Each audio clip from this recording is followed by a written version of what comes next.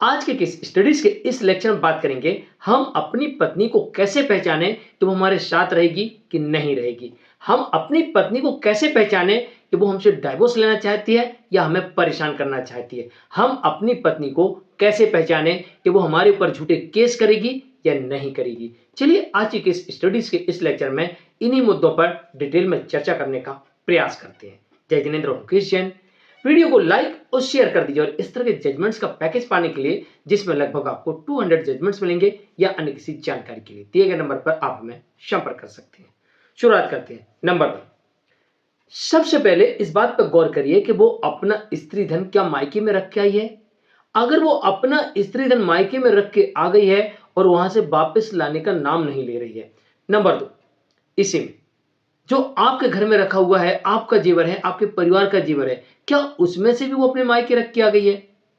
अगर उसने जेवर को मायके में रखा है और वहां से लाने का नाम नहीं ले रही है, इसका मतलब यह है कि उसे या तो आप पे भरोसा नहीं है या फिर वो अब आपके साथ नहीं रहना चाहती। इसलिए उसने सबसे पहले अपना जेवर या फिर अपने साथ साथ आपका जेवर भी अपने मायके में सुरक्षित कर लिया है। यह पहली पहचान हो सकती है।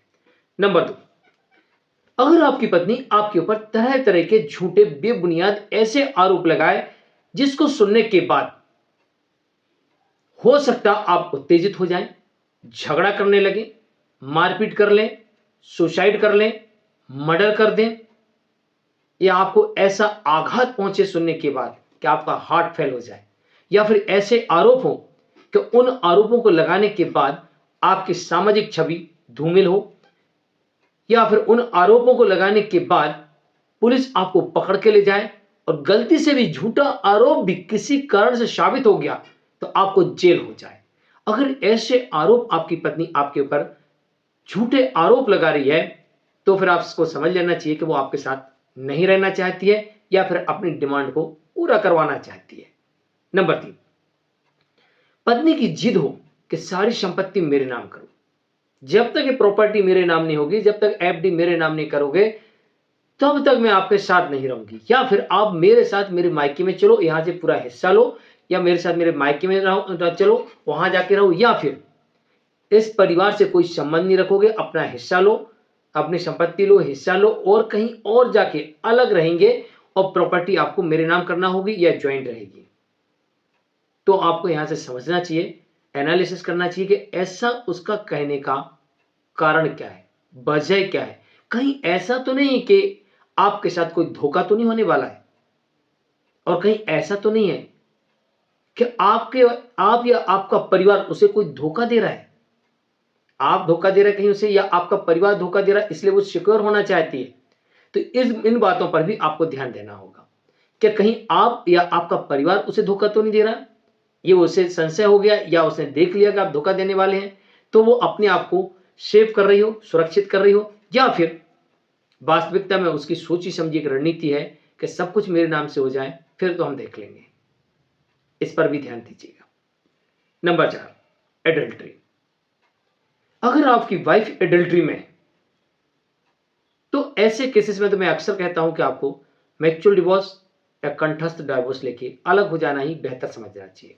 क्योंकि एडल्ट्री वाले केसेस में ज्यादातर देखा गया है कोई बड़ी दुर्घटना भी घटी या फिर केसेस भी हुए हैं, तो मुझे लगता है कि एडल्ट्री में है आपका जीवन साथी तो आपको डिवोर्स ले लेना चाहिए।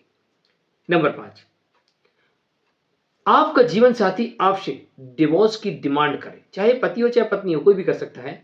आपका जीवन साथी आपसे डिवोर्स की डिमांड करे, बार बार करे, इसका मतलब यह है कि वो आपसे संतुष्ट नहीं है, या फिर इसका मतलब यह है कि आपने उसे इतना परेशान करके रखा हुआ है कि वो आपके साथ नहीं रहना चाहता है, या फिर इसका मतलब यह है कि उसका किसी और पे दिल आ गया है, या फिर इसका मतलब यह है कि उसे इस फैमिली लाइफ में दिलचस्पी ही नहीं है।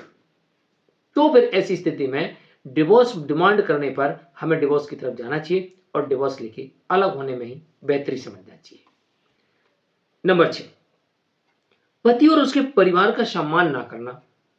चलिए सम्मान नहीं करती वहां तक तो ठीक है, और उल्टा अपमान करना अगर ऐसा पाया जाता है तो इसका मतलब कुछ इस प्रकार से निकाला जा सकता है कि उसे या तो आपके साथ नहीं रहना, या वो एडल्ट्री में है, या फिर वो आपके ऊपर हावी होना चाहती है, अपना दबदबा बनाना चाहती है, या फिर उसे घमंड है, ईगो है, या फिर कोई उसे पीछे से बैक सपोर्ट दे रहा है ऐसा करने के लिए, या फिर कोई उसे ऐसी सलाह दे रहा है कि आप इस तरीके से करोगे तो ये सभी लोग आपके चरणों में नतमस्तक हो जाएंगे, या फिर वो अडल्ट्री में है, या फिर उसे आपके साथ नहीं रहना और किसी प्रकार से उसे यह साबित करना है कि आप लोग गलत हैं और उसे डिवोर्स लेके आपसे अलग होना है। तो जहां पर ऐसी परिस्थितियां निर्मित हों और आपकी तरफ से कोई गलती ना हो, तो उस मामले में भी आपको विचार करना चाहिए और देखना चाहिए कि क्या वास्तविकता में अब साथ रहना संभव है या नहीं। वैसे ऐसे मामलों में डिवोर्स लेके अलग होना ही एक बेहतर विकल्प हो सकता है। नंबर 7, बिना वजह मारपीट करे, बिना वजह झगड़ा करे, झगड़ा करने की आदत बना ले, तो ऐसे मामलों में डिवोर्स लेना ही बेहतरी होगी। क्योंकि कभी हम उत्तेजित हो गए, गुस्से में आ गए, बर्दाश्त से बाहर हो गया और हमने उल्टा सीधा कर दिया, यानी कि दो चार लट फटकार दिया और उसकी मौत हो गई या सिर फट गया, तो बेवजह हम जेल चले जाएंगे। या फिर उसने गुस्से में आके, उसका कोई उद्देश्य नहीं था कि आप मर जाओगे, हम पत्थर यहां से फेंक के मारेंगे, जैसे आपका कोई उद्देश्य नहीं था कि आपने एक डंडा पड़ा था उठा के 2 मार दिए, आपका उद्देश्य तो नहीं था उसकी हत्या करने का, लेकिन ऐसी जगह चोट लगी, क्या तो उसका सिर फट गया या हाथ टूट गया, पैर टूट गया, या फिर गंभीर चोट लग गई या फिर मौत हो गई। ऐसी उसका भी उद्देश्य नहीं था, लेकिन उसने ऐसा कर दिया और आपके साथ कुछ अनहोनी घट गई, तो भाई वो परेशानी में पड़े कि आप परेशानी में पड़ो। तो जहां पर दिन प्रतिदिन के झगड़े हों, मारपीट हो, अनावश्यक झगड़े हो, झगड़ा करने की आदत बन चुकी हो, तो फिर ऐसे केसेस में डाइवोर्स लेके अलग रहना ही बेहतर माना जा सकता है। नंबर 8, अगर आपका जीवन साथी हत्या जैसे षड्यंत्र रचे, झूठे केसेस में जेल भिजवाने जैसे गंभीर आरोप लगाकर षड्यंत्र रचे, आपके ऊपर तरह तरह के झूठे बेबुनियाद आरोप लगाए, भीड़ को ऐसे उकसाए कि वो आपकी हत्या तक कर दे, तो ऐसे मामलों में आपको ऐसे जीवन साथी से डिवोर्स लेके अलग हो जाना चाहिए। एक मामला ऐसे देखा गया था जहां पर एक पत्नी पब्लिक प्लेस पे चिल्लाती है कि ये लड़का मुझे छेड़ रहा है, अपने ही पति को ऐसा बताती कि ये लड़का मुझे छेड़ रहा है, और वहां पर पब्लिक ने उस लड़के के साथ मारपीट शुरू कर दी। लेकिन कुछ लोग समझदार थे, वो लड़का चिल्लाए मेरी पत्नी है, तब वो लोगों ने पूछा भाई क्या हुआ क्या, तब उस लड़के ने अपना सब कुछ बताया कि मेरी पत्नी है, मैं कोई अन्य नहीं हूं। तब समझ में आया उनको कि वास्तविकता में ये पत्नी ही अपने पति को अन्य व्यक्ति बताकर उसे पिटवाना चाहती थी। तो जब इस तरह की घटनाएं घटने लगती हैं, तो ऐसे मामलों में विश्वास यहां पर समाप्त हो जाता है और किसी वक्त कोई बड़ी घटना या दुर्घटना हो सकती है, या उत्तेजित होकर कोई गलत निर्णय हो सकता है। तो इससे बेहतर यह है कि डिवोर्स लेके अलग होना ही एक बेहतर विकल्प हो सकता है।